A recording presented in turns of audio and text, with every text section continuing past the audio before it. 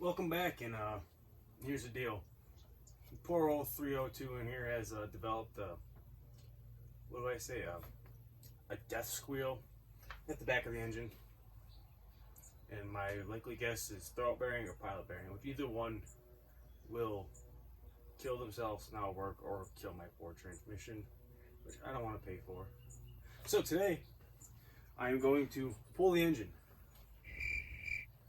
and you're probably thinking, why the hell is he pulling the engine? Why not just pull the little tiny 4-speed that's like this big? It is simple. I absolutely hate this blue on this engine. It looks like dog shit, and I cannot stand it. It's like a light blue. You'll see, it's a light blue. It's not painted well. It's all chipped up. It looks like crap.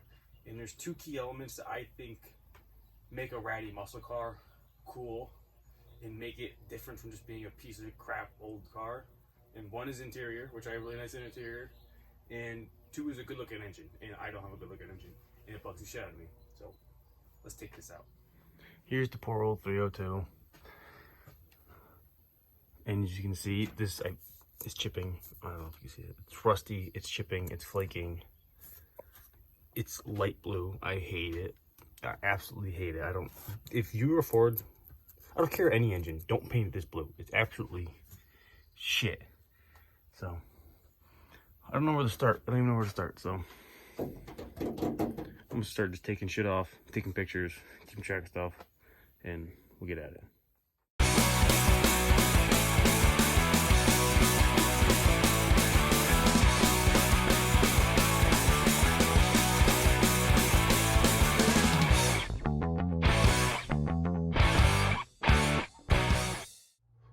I'm just stopping this quick to say there was a lot of shit in this car when I bought it that was pretty sketchy and done pretty cheap.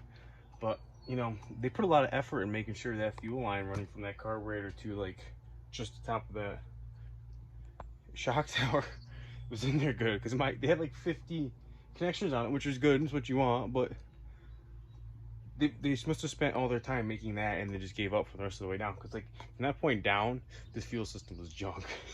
Even in the back, it was pretty shitty. But holy crap, that's it.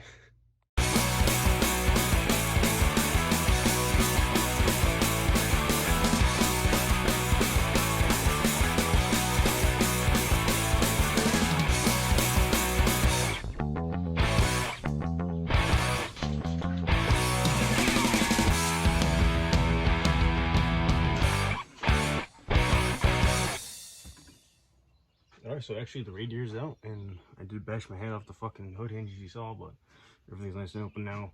You can get to a lot of the other shit, like we have to get the heater core hoses off, and all the front drive accessories, if I can speak. But let's get to doing that.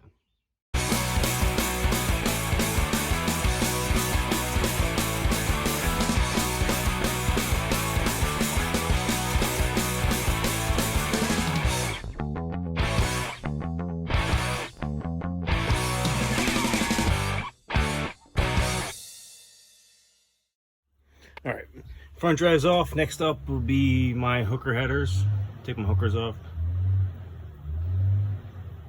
That's my dad. I'm gonna take the hookers off.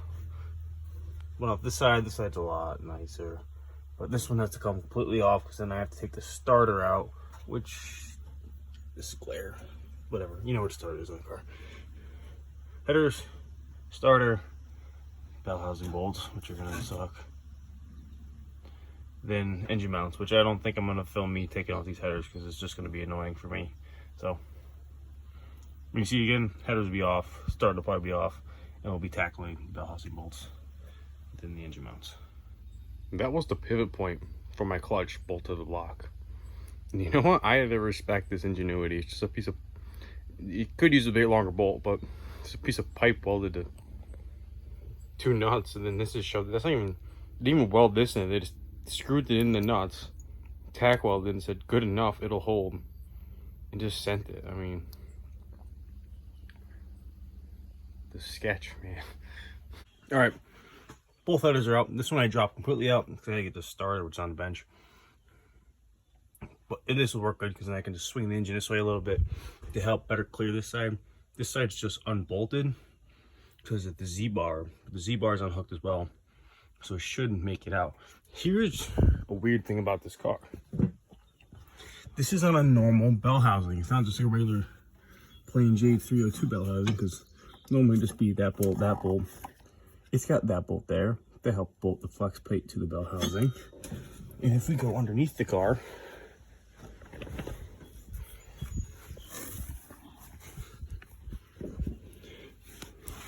there's like 20 more. So I think this is like maybe a special, not really special, but an aftermarket drag race application bell housing on this car, but it's going to suck. They didn't use the darker blue under here, I thought. But yeah, so that's gonna suck. So take all these out now. And the normal bell housing bolts. I am sweating my ass off, but there she is, finally out. I didn't film it because I'm tired. It's after work. I didn't feel like it, but yeah, no turning back now. There she is. She's stuck a little, my engine mount's stuck a little bit, but that is a rusty bell housing. There it is. The clutch is rusty too. I mean, that's probably why. Probably got moisture in there. That's probably why I squealed. But now we get to clean it up. Hopefully push it over a little bit and get tearing into it. Pretty sure I found our culprit for the whine. I don't know if you can...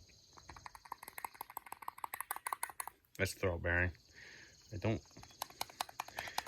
got quite a bit of wiggle to it. Yeah. It's got a decent amount of wiggle to it that I don't think should be in there. Hopefully that was the issue. And we can move on here. Next I gotta pull this off. I gotta get this back farther, but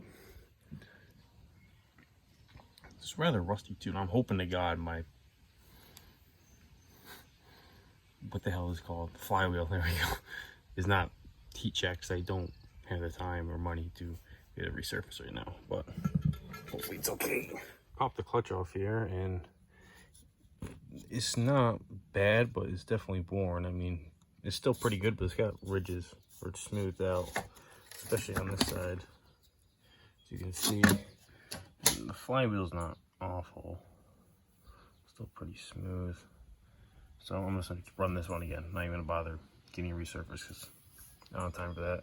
And there's the pilot bearing, which I don't know really what conditions it's in. It feels okay, but we'll get a new one anyways. So next I gotta measure this up so I can order a new clutch, and then we can get the tearing this apart and painting it finally.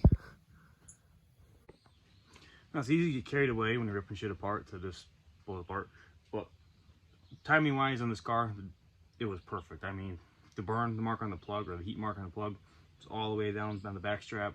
It was perfect. So marking this distributor up to put it exactly back where it was is really crucial. I already, hi Lynn, the cat's here.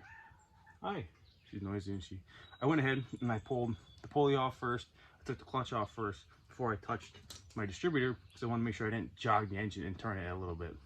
So now I marked here where the rotor position. I marked number 1 on the case here, and I marked number 1 on my cap, so I make sure I know where number 1 is, and I put the cap back on the right way. I also marked over here, which you can't see, but I marked on my inlet for my coolant for the heater core and on the case, so I know that it lines back up and my vacuum advance is in the right position, so my timing should be dead on to where it was when I pulled the engine apart. So I don't have to worry about tinkering with any of that crap, which I don't like doing. So I just easily pop out of here, I hope. I've never touched this ever. Bolt.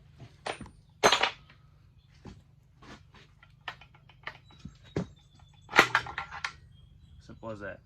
You can see the mark there that also represents this one on here. That'll be where my vacuum advance is. I got my rotor position, which you gotta watch, make sure your rotor goes in the right spot, and cylinder number 1, which corresponds to number 1 on the cap. There we go. Next we're gonna pop these suckers off. These are my nice chrome ones.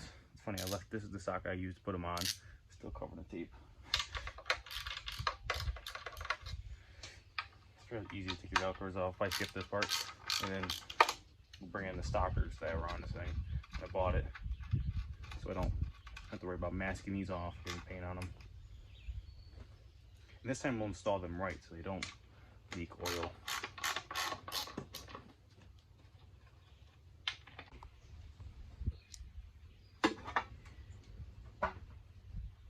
Oh, look at the fucking rust in there. Jesus Christ. I love New York. There's my old gasket. It's okay. Not great.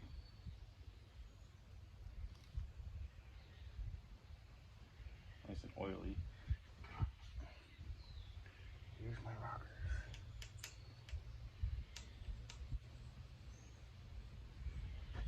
Everything looks pretty healthy. I don't. 302 A3B. Let me Google some stuff quick. Ready for this ugly shit? It's at, this is the stock valve cover. If you don't, well, there's a stock valve cover from 86 to 90. This is the stock valve cover for those. That's why I knew this engine was anywhere from an 86 to a 1994 actually. And this engine would originally had EFI on it, so that's why I knew that, because these valve covers are plain and simple. Plus the other firing order. But 85 had different valve covers. We still had gas, still had a carburetor on it. I'm just gonna stick these on here because I don't care about these. These things were hideous. I hated these. They're nice thick aluminum valve covers. And they look okay when the engine's not baby blue. With these on here, I can grind, paint, not worry. Whew. Ignore the noise. It's my radio. But we're tearing the engine down. Not tearing it down. We're fucking stripping it. I'm stripping the paint off of here. I'm mainly using Death Wheel #1. This one's got kind of a sharp blade on it. This one's doing a lot better than the other one. Was pretty coarse or light. This one's like coarser. It's doing a pretty good job of stripping the block down. I'm not clogging these off yet. I was using my vat of kerosene, a small parts brush, which I lost already too. Kerosene, parts brush. Now, both my grinders are dead, all my batteries are dead, because it's hot out today and they don't last long in the heat. So I'm going around with the wire brush right now, just cleaning off the crud. I still got the front to do, this whole side. I gotta sand the pan. But the intake manifold's coming out pretty nice. It's aluminum, so it's a lot easier to strip than everything else. Then I'll have to clean that up. I might fog some shit in here black, but I'm not too sure about that yet. It's kind of grummy. Where's my parts brush? Anyways, it's going along. It's boring. You probably don't want to watch this, but I'll show the painting process. That's a lot more fun. I find that fun. So we'll get back at this.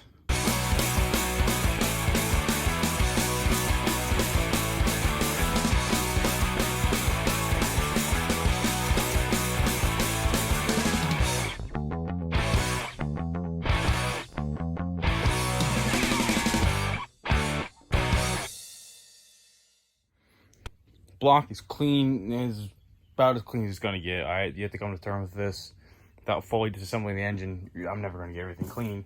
So there's a few spots where it's still, but I gotta go with it. I'm running out of time.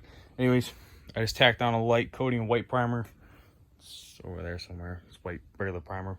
So do one light coating like this. Then we'll see how this comes out, and we'll head towards our first coat of actual, well, not actual, the other one's Ford blue, but I got duplicate color engine, dark Ford blue, which will look amazing on here. First primer coating done. And if you're wondering about the various spark plugs, the one on that side, I think I cracked it. It's broke, but I think I broke it taking the engine out, so I must have put these back in with these plugs in, and I have a brand new set inside waiting. They could go back on this engine, so I'm not too concerned about that. Those plugs were brand new. I bought them last year at some point. Don't remember when, but they are rather new plugs. But that guy right there, yeah, you can see. I must have busted it putting it in there. So it's broke. I'm not too worried. I have new ones, so it saves me time. I can just paint over it and just forget about it. So keep going now. So at the back of the engine here, I gotta finally get the pilot bearing out. I'm gonna use an old trick that I've seen everybody do. Take soap. You can also use bread, but I don't know. You just take the bar soap here. I have a socket. Most people use a bolt, but I can't find a bolt the right size, so I have a socket. I got an extension in the back to help plug this hole, because this is gonna fill this up too. That fits perfectly in there. I'm gonna take my Dove.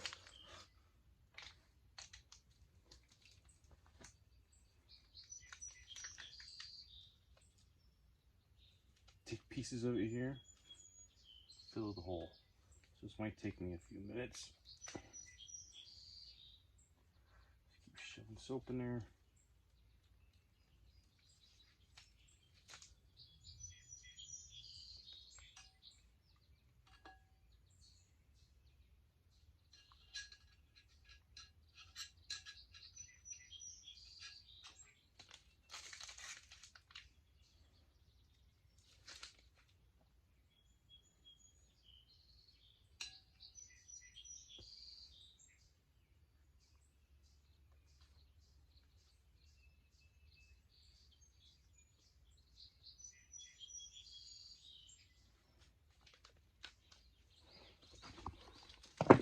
Right now I got as much as I can in there. I'm gonna take my socket. Actually hold it, not jittery as shit. Try to cram that as much as I can in there. Take my hammer. And if I can take a couple go arounds to fill the whole cavity full. So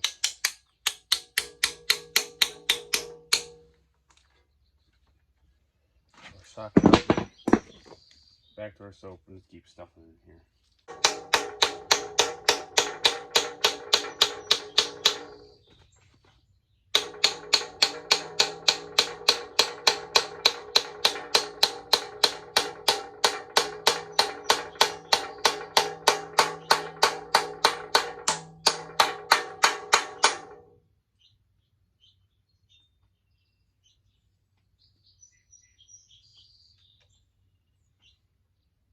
There you go.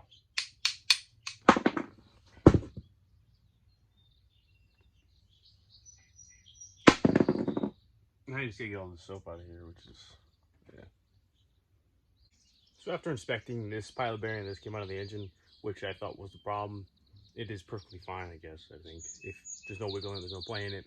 But I thought this was the problem. After discovering this throttle bearing, playing this, I'm gonna assume that, I think it's safe to assume this was the issue. This was making the noise, which was good to change, but this had me a little more concerned if this was the issue, because if these go bad, it causes play in the input shaft of a transmission, which can cause the transmission to be wiped out. This, I could have drove another 10,000 miles. Another 5 years, who knows? It could have gone bad tomorrow, could have go bad in 3 years. But yeah, it's safe to say that was the problem, and it's a good thing I'm changing it. What I'm going to assume here is that this pilot bearing is probably put in here when they put the clutch, they put this engine in this car, they probably put the new clutch on there, they probably put a new pilot bearing in, but left the old throttle bearing, because this thing's pretty old. And that's why this went bad long before that clutch was even ready to go bad. In comparison, here's the new one. I can't even wiggle it. I can, but it's packed full of grease. It's actually greased. I can't wiggle it as much as this one. So there's the new one. There's the old one. But it's safe to assume this is the old one. This is my squeak. This is the problem. And if I'm gonna guess, this was the one in the car when they put. You can't see it, but that's 302 in it. And this was changed. This was not. So I have new everything now. This throttle bearing I got from Rock Auto. I got everything from Rock Auto because I order a lot of shit from there. Yeah, that's definitely dry. Okay, I bought this one as a kit, so it came with his own pilot bushing. So I haven't decided what I want to use. If I want to use the new needle bearing that will come with the clutch kit that I ordered that's not here yet, or this bushing. People are really on either side if they like the bushing or the bearing better, but I think the kit also comes with a bushing and a bearing. So I can decide from that which one fits. I got this also because I knew this was for a Torino with a 4-speed. So I know this will fit my transmission. This will fit my transmission, which I already tried, and it will fit in the back of my block.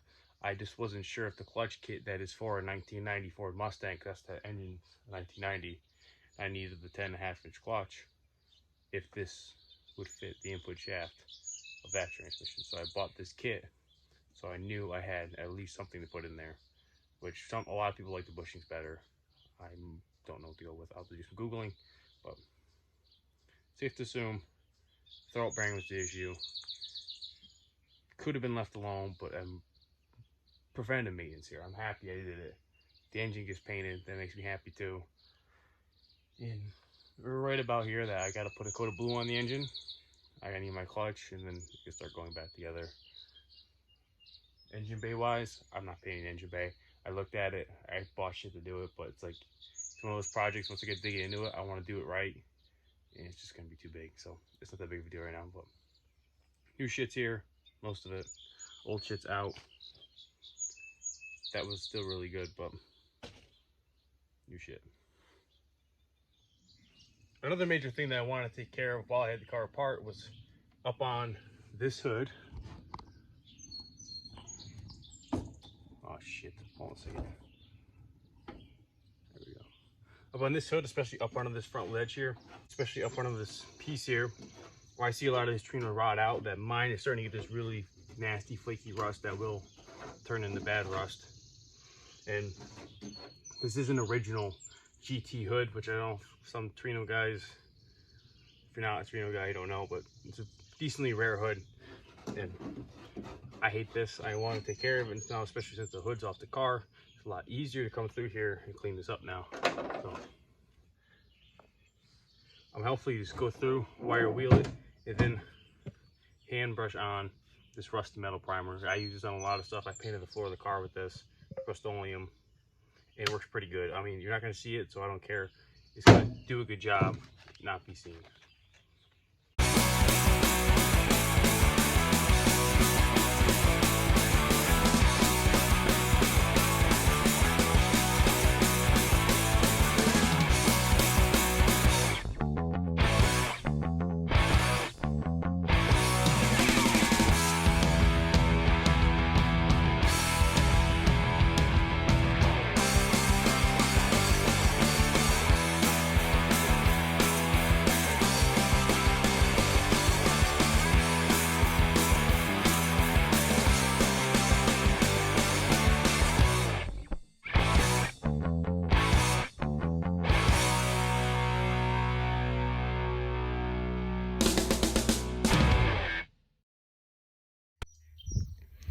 I got the coat of paint on here, and there's some spots here, but it sticks better to bare metal than it does other paint. But I got up in all here, up around here, and I got this whole back piece of the hood here that was all just rusty metal that I could blatantly see, and it bugged the shit out of me. So I know it's brown, but brown's better than black on the orange because you won't be able to see it. Plus it's under the hood. It won't be that big of a deal, so I'm not worried about it. It's a lot better now. Hopefully, you should keep it decent for a while. Getting a little carried away. Just waiting for the to rain so I could do this, and I ended up doing this. I painted the top end of the core support. I'm painting up the side here. Yeah, I'm gonna paint that back rail there, but it's raining now, so I gotta wait to do that. I was able to do this, which looks a lot nicer. Nice and shiny. If you're looking for good paint to do this, rattle can paint, if you have an Ace hardware, Ace Rust Stop comes in black gloss, so you can get matte black. But this shit's awesome. I mean, it sprays nice and even. You spray it anything, it works great. I used it on the entire F250, whole front on that, and it came out great. And I love this shit. I mean, you can spray it any conditions really, and it comes out great. Like right now, raining, it'll be fine. But that's the shit to get.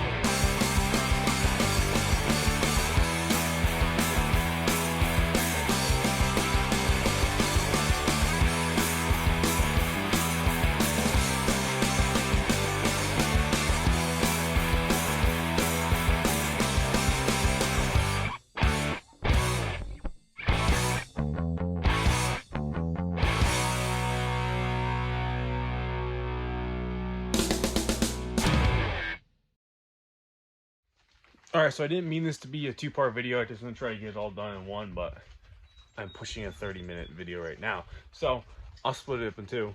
But we got a lot done on this one. Hood's fixed up-ish. The car's apart. And this engine looks killer. I'm happy the way it came out.